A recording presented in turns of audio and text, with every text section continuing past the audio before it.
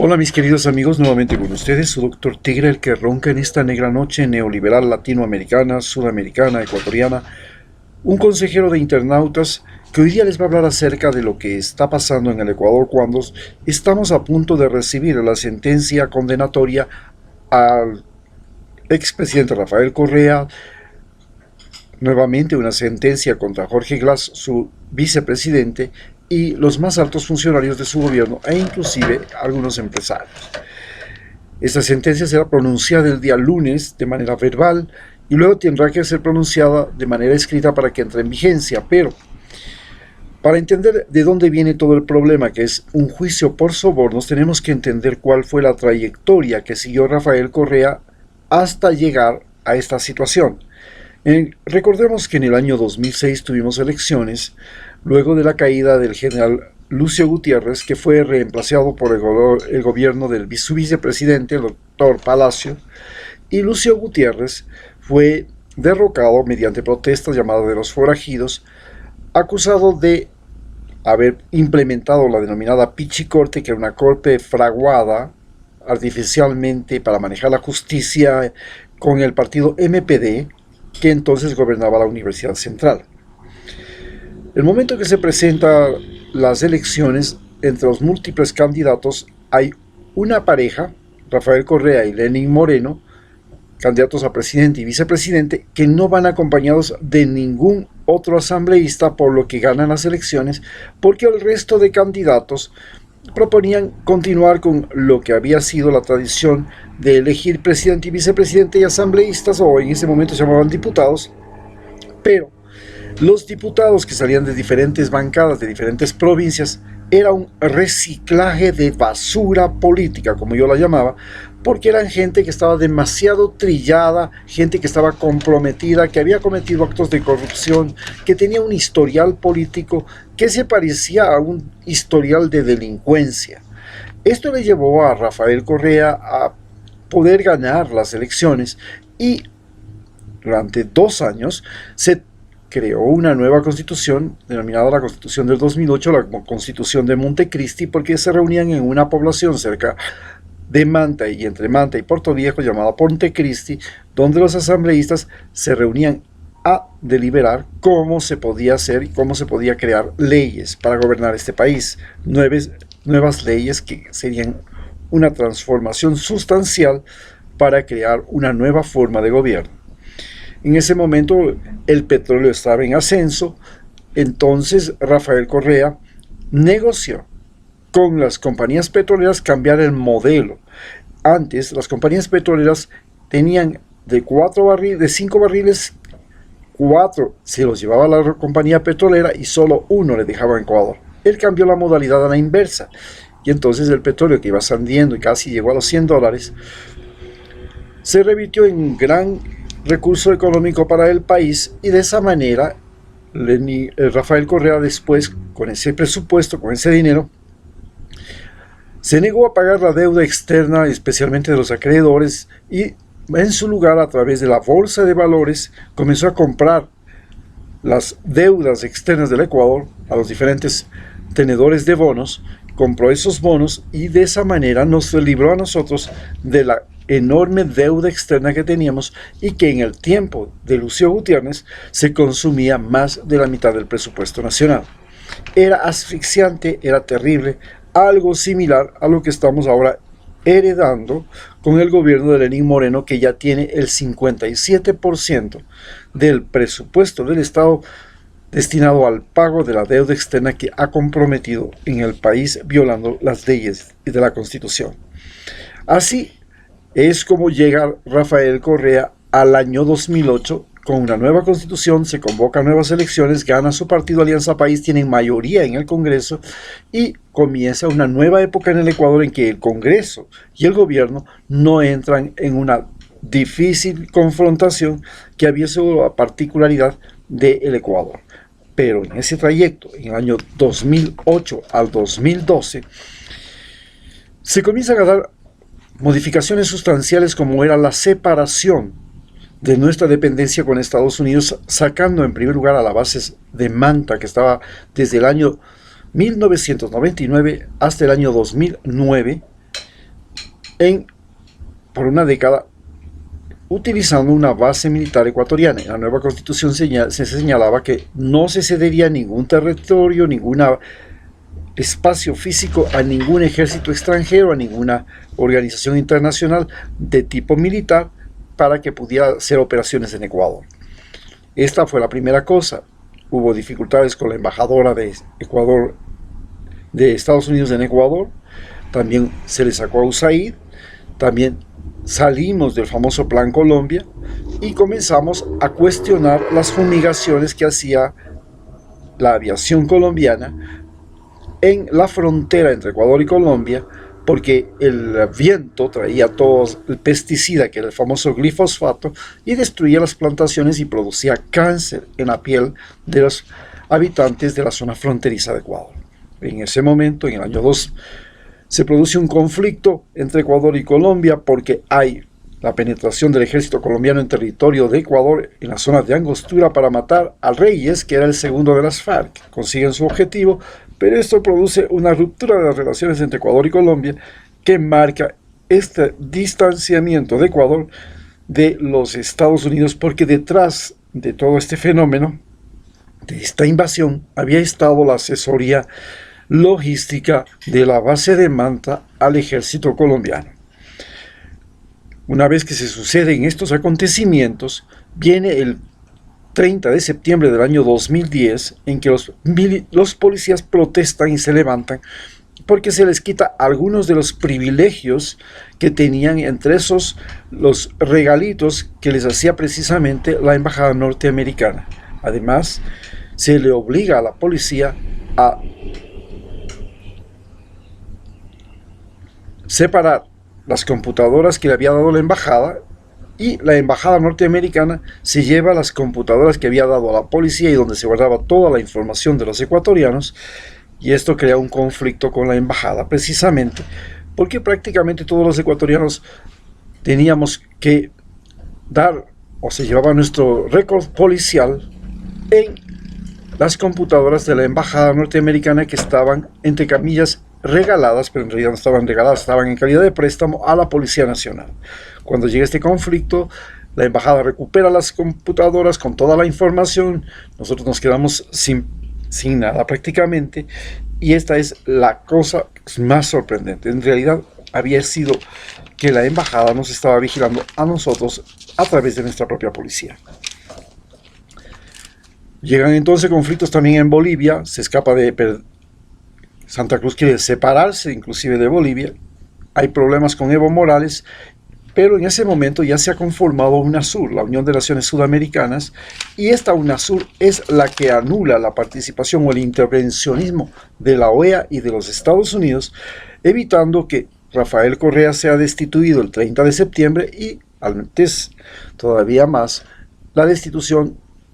de Evo Morales, que también tenía los mismos problemas. No se quedó la situación ahí. La situación se conflictuó más cuando entre Colombia y Venezuela hubo choques bastante fuertes y hasta se amenazaba con una posibilidad de guerra. En estas condiciones es que termina el ciclo del año 2008-2012 con el vicepresidente Lenín Moreno haciendo fundamentalmente el trabajo con la fundación, ¿cómo se llama? El proyecto Manuel Espejo, que era un sistema mediante el cual inclusive yo participé, era un médico, yo era médico del Ministerio de Salud en la zona de la fronteriza, en la zona del conflicto, en la zona del área 4 de la provincia del Carchi, es decir, el territorio que va desde Pasto hasta Tumaco en Colombia, y nosotros estamos hablando del territorio que comprendía parte de Esmeraldas, parte de Imbabura y parte del Carchi, donde las Agua, la principal comunidad indígena más afectada, que es binacional, pasaba y tenía su territorio. Inclusive hice un documental sobre los saberes al respecto. En esos años también trabajé, en el año 2010 hasta el 2012, haciendo documentales para Ecuador TV sobre salud y vida en la mitad del mundo, que comprendía cómo era la salud y la vida de las nacionalidades indígenas y nativas afros de Ecuador y de la costa ecuatoriana, no alcanzando a culminar la terminación, la serie con las nacionalidades amazónicas. Pero este es el ambiente en el que se vive en ese momento, y llega entonces las elecciones del 2012 al 2016 en que ya no participa Lenín Moreno, y es en este momento en el cual se dice que ha surgido toda la corrupción que finalmente es la que se está juzgando ahora en este juicio de sobornos. Se supone, y la teoría es que durante ese periodo en el cual el Ecuador enfrentó una situación muy especial, porque estamos hablando de que entre el 2012 y el 2016 ya Ecuador había logrado salir de lo que fue la depresión por la crisis inmobiliaria, que nosotros logramos salir bien librados, pero por otro lado había una crisis, se llama la crisis de las materias primas, que se produce en el año 2014, bajan bruscamente los precios del petróleo, de todas las materias primas, se produce un colapso del modelo de socialismo del siglo XXI, muere Hugo Chávez un poco más tarde, en el 15, y esto produce una conmoción en Sudamérica, con el retorno de los gobiernos neoliberales que llegan a Argentina en primer lugar. Luego hay una componenda tremenda para destituir a Dilma Rousseff en Brasil. Sube el vicepresidente de Dilma Rousseff y luego viene Bolsonaro en las siguientes elecciones, y comienza una recuperación de los territorios y del espacio, porque Bachelet es reemplazada por Piñeras en Chile, es decir, se pasa de socialismo del siglo XXI nuevamente a la extrema derecha. En Perú siempre estuvo presente, no pasó nada, y el neoliberalismo siempre estuvo ahí. En Colombia, pues, cambia de presidentes y se va todo un retorno voraz del neoliberalismo encabezado por Donald Trump. En ese momento se producen las elecciones en Ecuador. Cuando llegan las elecciones de Ecuador, gana Lenín Moreno, pero en teoría, durante el año 2012 al 2016, todos los recursos por los cuales se les está juzgando ahora a los miembros de Alianza País, que estaban muy cercanos a Rafael Correa, era porque habían recogido dinero y habían comprometido a hacer obras, pero esa recolección del dinero se lo realiza para la campaña de Lenín Moreno. O sea que Lenín Moreno sabía de dónde venía el dinero, sabía de dónde salía la plata para su campaña, y era parte de este soborno, entre comillas, que es el que se está juzgando. Pero no se le juzga a Lenín Moreno para nada. Se le juzga a Jorge Glass, sí, pero no a Lenín Moreno. Y Lenín Moreno es el que gana la campaña con un margen muy pequeño de votos. Se tiene que recontar en el año 2017 los votos y es nombrado presidente, pero se supone que el juicio que se está siguiendo es porque se recogió fondos para la campaña de Lenín Moreno. No se recogió fondos para otra. Y en cambio, en los INA Papers, que lo denuncia Rafael Correa, que lo denuncia Julian Assange, se señala que una vez en el año 2012, cuando estaba por terminar el gobierno, el periodo de vicepresidente de Lenín Moreno, y él iba a ir a trabajar en Suiza como representante de Rafael Correa y del gobierno ecuatoriano ante la ONU por los discapacitados. El asunto es que en ese momento se descubre que él había recibido sobornos de la compañía Sinohydro, que construía la mayor represa del Ecuador, que se llama Coca-Cola Sinclair, y que ese dinero fue a parar en paraísos fiscales. Eso no se juzga para nada. Tampoco se juzga con qué dinero, entre comillas, se financió la campaña de Lenín Moreno. ¿Quiénes hicieron la campaña de Lenín Moreno? Porque no estaba Rafael Correa en esa campaña. Y entonces todo se distorsiona diciendo que se había recibido el dinero desde el 2012 al 2016 como parte de unos contratos para construir las grandes obras. Recordemos que en el periodo 2016, de 2012 a 2016, Rafael Correa hace algo diferente, mientras que en el periodo del 2008 al 2012 la concentración fundamentalmente estuvo en salud, educación y vialidad. en el periodo de 2012 al 2016 se concentra fundamentalmente en las megaconstrucciones.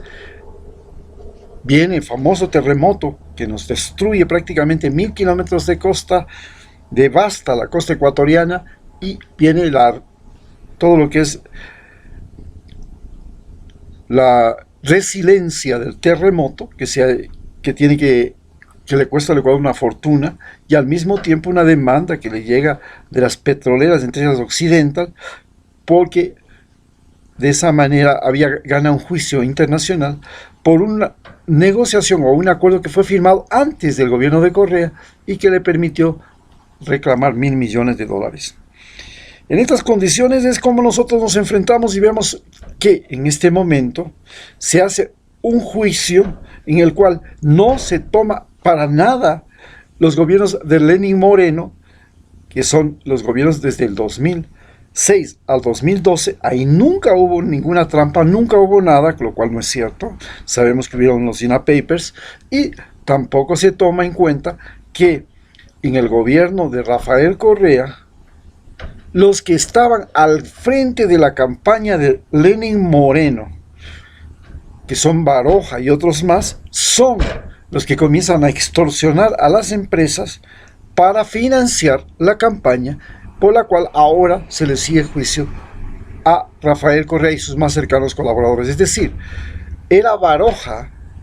y eran Lenín Moreno los que estaban extorsionando a las compañías para financiar la campaña que le llevó a la presidencia a Lenín Moreno. No sucedía lo que están diciendo,